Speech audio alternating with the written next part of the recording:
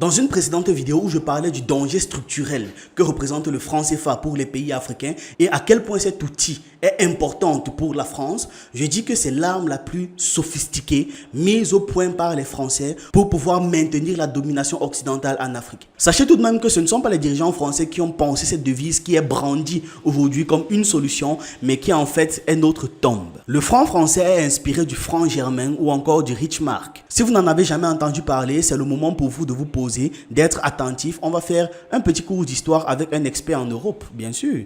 Expert de la civilisation européenne. Qu'est-ce que vous croyez? Comment? On revient au franc germain, l'inspiration du franc CFA. Durant l'occupation de la France par l'Allemagne pendant la Seconde Guerre mondiale, les autorités allemandes ont introduit une nouvelle monnaie en France. Cette monnaie était connue sous le nom de franc germain en français ou Reichsmark en allemand. C'était la monnaie officielle de l'Allemagne nazie à l'époque. Le Reichsmark a été imposé à la France occupée à partir de 1940, remplaçant ainsi le franc français comme monnaie en circulation. Cette mesure faisait partie de l'effort plus large de l'Allemagne pour pouvoir exercer un contrôle économique sur les territoires occupés pendant la guerre. L'utilisation du Reichsmark en France était également accompagnée de diverses restrictions et réglementations financières imposées par les autorités allemandes, un peu comme le franc CFA.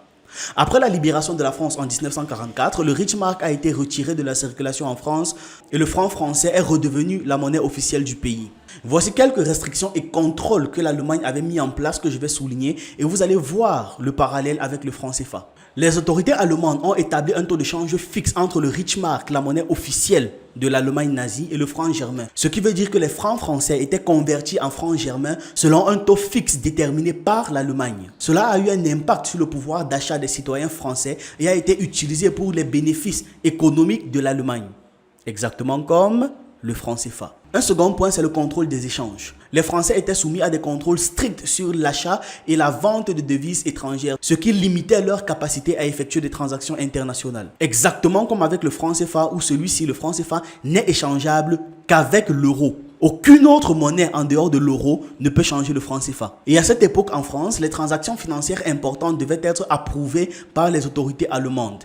Exactement comme avec le franc CFA. Un troisième point, c'est la confiscation des biens. Les autorités allemandes ont imposé des confiscations de biens et des prélèvements forcés sur les actifs financiers des Français au profit de l'effort de guerre allemande. Exactement comme avec le franc CFA. Lorsqu'on vous parle de la moitié de l'argent qui finit dans les caisses de la France, c'est de la confiscation parce que les pays africains ne le veulent pas. Un autre point, c'est la répression financière. Les résistants français et d'autres autorités opposant à l'occupation allemande étaient souvent soumis à des mesures de répression financière, notamment la confiscation de leurs biens et la suppression de leurs comptes bancaires. Vous allez me dire exactement comme avec le franc CFA. Exactement la même chose. Le point, je ne sais plus combien, peut-être c'est le point 4 ou 5, c'est le contrôle des prix. Les autorités allemandes ont réglementé les prix des biens et des services en France, ce qui a eu un impact sur l'inflation et la disponibilité des produits de base.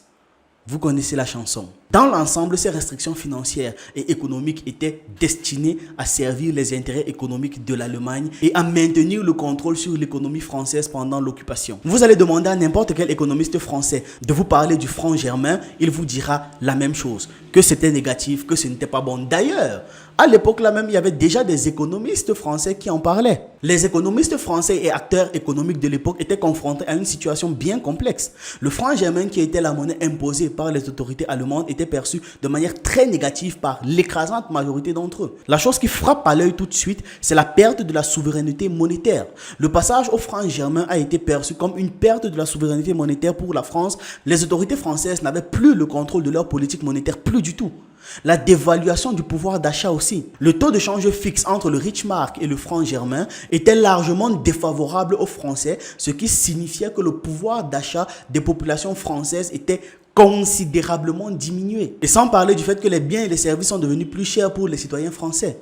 Le contrôle économique et la confiscation, on a parlé tout à l'heure. Les gars aussi se plaignaient du fait qu'ils peuvent confisquer à tout moment l'argent des gens, ce qui a un impact négatif sur l'économie française. Et forcément, ça crée un climat de méfiance vis-à-vis des autorités allemandes. En général, le franc germain était largement perçu comme un symbole de l'occupation allemande et de la perte de la souveraineté économique de la France. Plusieurs économistes et acteurs économiques français de l'époque ont cherché à contourner les contrôles imposés par les autorités allemandes et ils ont soutenu en cachette la résistance française pour restaurer la souveraineté monétaire du pays. Le Reichsmark symbolise notre occupation. En l'adoptant, on fait acte d'allégeance l'émergence. Léon Blum, homme politique français et ancien premier ministre français. L'économie française est écrasée par le franc germain dont la valeur est arbitrairement fixée par l'occupant. Pierre Mendès France, homme politique français également, et il a aussi été premier ministre. Le franc germain n'est qu'un faux monnayage allemand. François Bloch l'aîné, économiste français, et il a aussi été gouverneur de la Banque de France. Le franc germain est le symbole le plus criant de l'oppression économique allemande.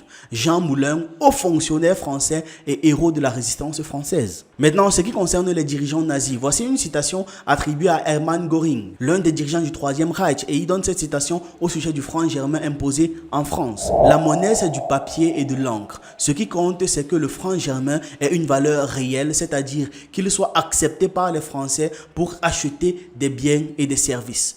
Tant que nous contrôlons la France, le franc germain est la seule monnaie qui compte. Voilà une citation d'un Allemand de l'époque. Est-ce qu'il est important que je note que les dirigeants allemands avaient un intérêt politique et surtout économique à imposer le Reichsmark en France pour renforcer le contrôle sur l'économie française et financer leur effort de guerre? Est-ce que c'est important que je le souligne?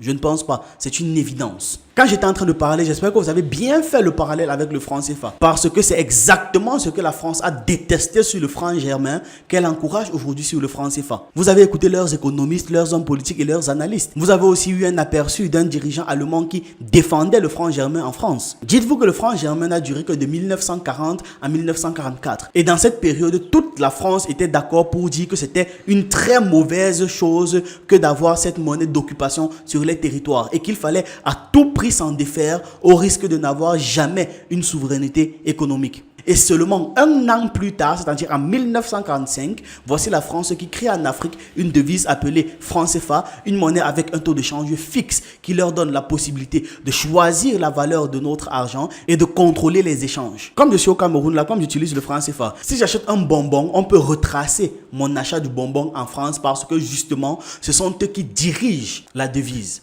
Exactement comme le franc germain, le franc CFA fait en sorte que nous n'ayons aucune souveraineté monétaire et que notre pouvoir d'achat soit extrêmement faible. Vous avez écouté les citations de leurs hommes politiques. Vous avez écouté, tous avaient validé le fait sans même discuter que le franc germain c'est le symbole de l'occupation de la France par l'Allemagne et que cela représente la perte de leur souveraineté économique. Ce que eux, ils n'ont pas voulu qu'on leur fasse, ce que eux, ils ont combattu et détesté, ils encouragent en Afrique. Voici une citation de François Hollande, ancien président de la France, qui a déclaré en 2015 que le franc CFA est une garantie de stabilité monétaire pour les pays d'Afrique de l'Ouest et d'Afrique centrale. Il favorise les échanges économiques et renforce la confiance des investisseurs. Emmanuel Macron, qui est l'actuel président de la France, mais qui a dit en 2009 que le franc CFA a permis à de nombreux pays africains de maintenir les taux de change stables et de bénéficier d'un accès aux marchés financiers internationaux.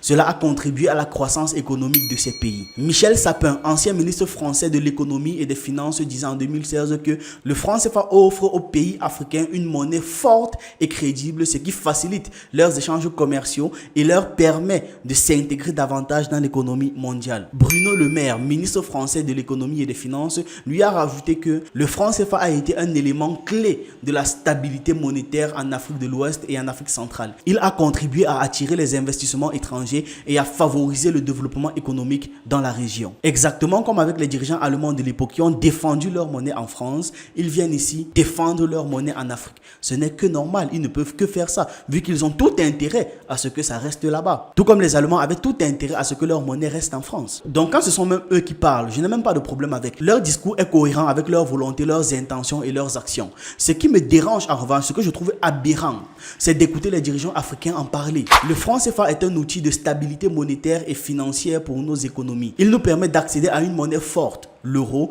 qui facilite le commerce international et les investissements étrangers. C'est une citation de Alassane Dramane Ouattara, président de la Côte d'Ivoire. Le franc CFA garantit la crédibilité de nos politiques monétaires et budgétaires. Il nous permet de maintenir un taux d'inflation bas et de favoriser la confiance des investisseurs étrangers. Mahamadou Issoufou, ancien président du Niger. Et celui qui a récemment crié Make Noise partout, avait déclaré que la parité fixe avec l'euro offre une stabilité aux échanges commerciaux et permet aux entreprises africaines de planifier à long terme. Le franc CFA favorise la coopération économique régionale. Je parle bien de Ali Bongo, ancien président du Gabon. Vous-même, dites-moi ce que vous en pensez en commentaire. Pour ma part, à ce sujet, je note l'importance de l'éducation. Tous nos dirigeants ont été formés par la France. Je n'ai même pas voulu parler des déclarations de Macky Sall. Voilà donc la vérité sur l'origine du franc CFA. C'était une monnaie d'occupation française que personne n'a voulu en France, qu'ils ont rapidement fait de copier-coller en Afrique quand les Africains sont venus les libérer. Puis ils ont vendu cette monnaie à leurs délégués africains comme étant la solution économique par excellence aux problèmes économiques en Afrique. Solution qu'ils n'appliquent pas eux-mêmes chez eux en passant. Mais chez nous, c'est de la pure générosité. De qui se moque-t-on? De qui se moque-t-on? N'oubliez pas de vous abonner à nos autres chaînes YouTube. Les liens sont en description et on se retrouve pour une prochaine vidéo.